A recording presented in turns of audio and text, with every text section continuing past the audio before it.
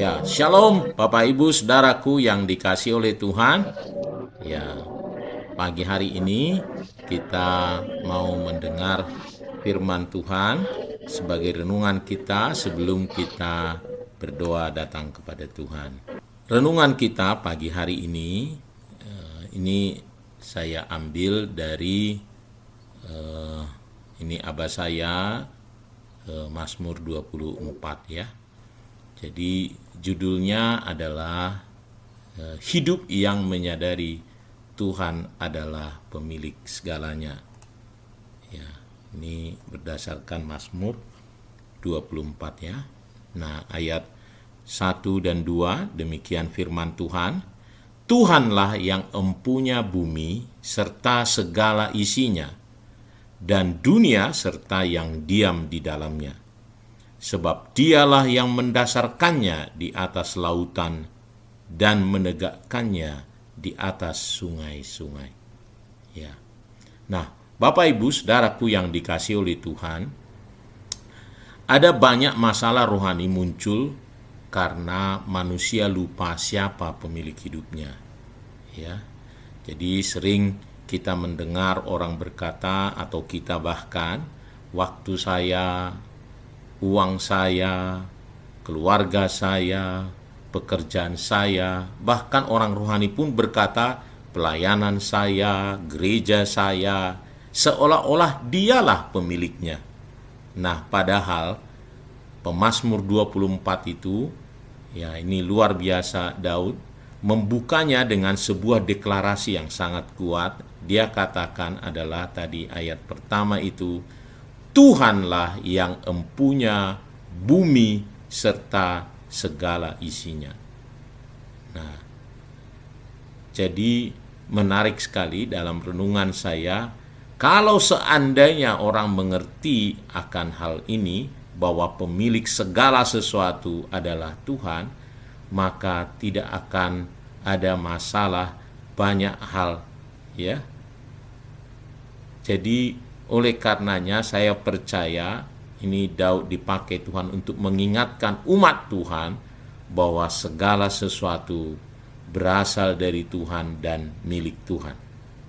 Kalau kita memahami kebenaran ini, maka cara kita hidup akan berubah.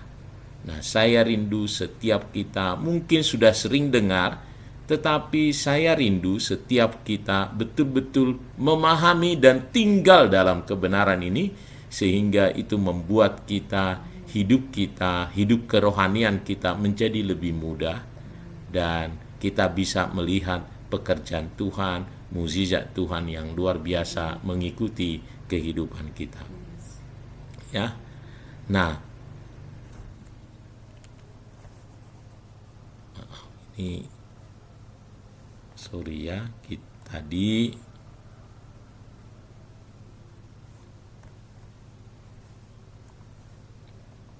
hilang dia sebentar ya. Nah, ada 3 hal apa yang disampaikan oleh Daud dalam Mazmur 24 ayat 1 dan 2 itu ya. Jadi yang pertama adalah Tuhan adalah pemilik segala sesuatu. Tadi ayat pembukanya adalah Tuhanlah yang empunya bumi serta segala isinya. Jadi dimulai dengan kata Tuhan karena mau fokus utama kehidupan manusia itu bukanlah kitanya, bukanlah manusia. Fokus kehidupan ini adalah Tuhan. Sehingga dia katakan seluruh bumi dan isinya. Jadi seluruh bumi, gunung, laut, hutan, kota, bangsa-bangsa bahkan adalah milik Tuhan. Segala isinya, emas, perak, kekayaan, sumber daya alam, seperti yang disampaikan di Hagai 2 ayat 9 itu, adalah milik Tuhan. Bahkan isinya semua manusia. Kita ini hidup adalah karena Dia. Tanpa seizin Tuhan tidak ada satupun yang bisa hidup. Oleh karenanya, kalau demikian, maka kita tidak berhak hidup sesuka hati. Ya, kita tidak berhak hidup sesuka hati karena kita ini ada yang empunya dan bukan kita yang punya. Kita tidak berhak mengatur hidup kita tanpa melibatkan yang punya. Bagaimana mungkin kita mengaturnya sendirian padahal itu milik orang lain kan?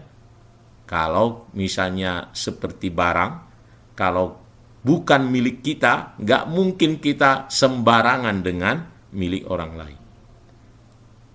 Ya, kalau kita sadar hidup kita adalah bukan milik kita, tapi milik Tuhan, maka kita tidak berhak mengaturnya tanpa melibatkan Tuhan. Jadi, kalau kita sadar bahwa kita bukan milik kita, bahkan apa yang kita miliki pun bukan milik kita, maka kita hanyalah sebagai pengelola. Oleh karenanya, kita akan dipanggil menjadi pengelola yang setia. Nah, saudaraku, ini penting sekali, ya, penting sekali kalau kita memahami bahwa kita milik Tuhan. Nah, ini hidup kita akan berbeda, suatu cara hidup kita akan berbeda. Nah, yang kedua, Tuhan adalah pencipta segala sesuatu. Ayat selanjutnya berkata begini, sebab dialah yang mendasarkannya.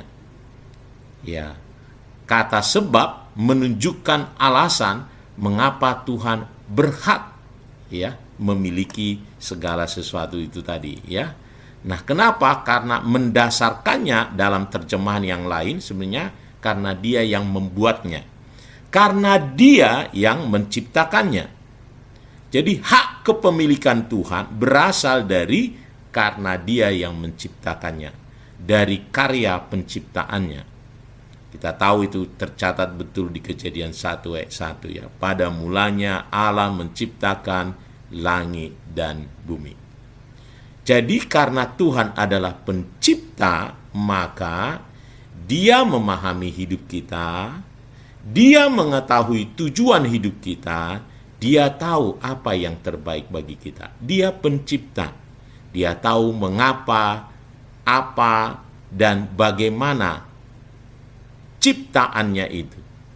Dan hal yang terbaik adalah sesuai dengan untuk apa kita diciptakan, mengapa kita diciptakan, dan untuk tujuan apa kita diciptakan. Jadi, mengikuti rencana Tuhan adalah hal yang terbaik yang bisa kita dapatkan. Kalau kita mengerti bahwa kita ini ciptaan Tuhan, maka harusnya kita akan mengikuti rencananya. Kita memasukkan hidup kita ke dalam rencana Tuhan. Karena itulah bagian terbaik. Itulah tempat yang terbaik untuk kita bisa hidup.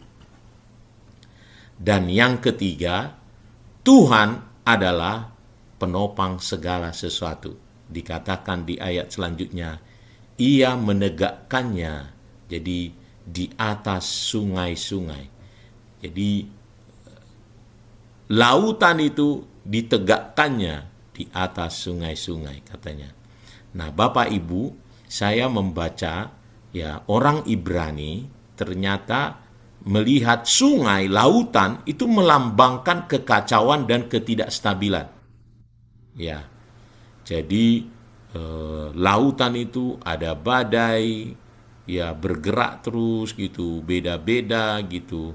Nah, termasuk juga sungai itu menggambarkan ketidakstabilan.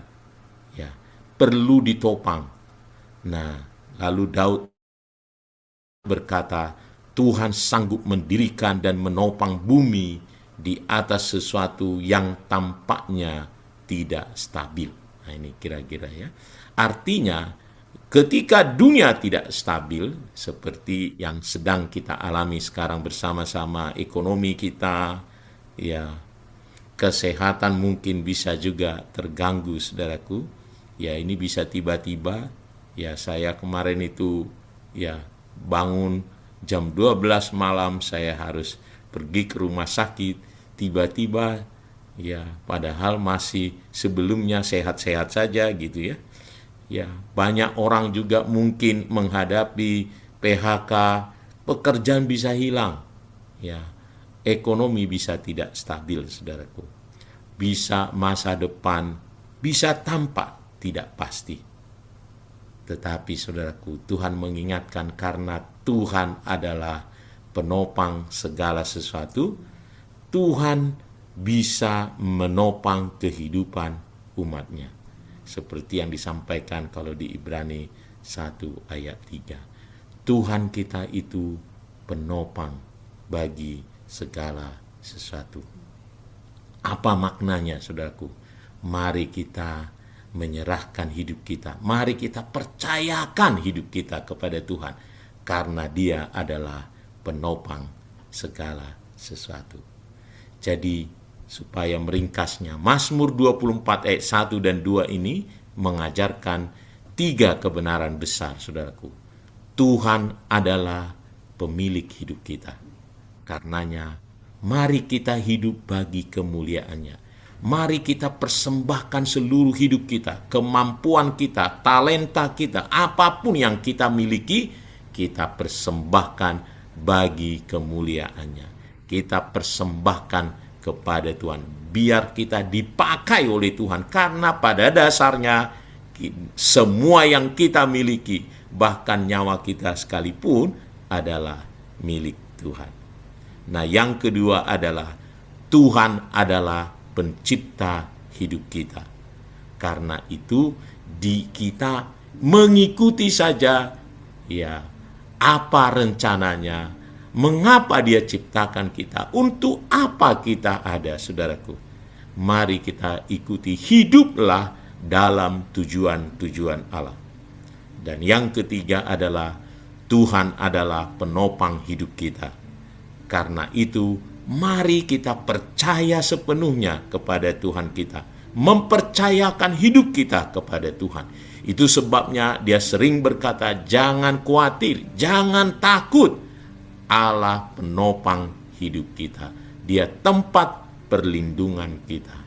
Biarlah melalui renungan pagi hari ini, ya, kita mengerti betul Tuhan pemilik segala sesuatu. Ya, mari kita datang kepada Tuhan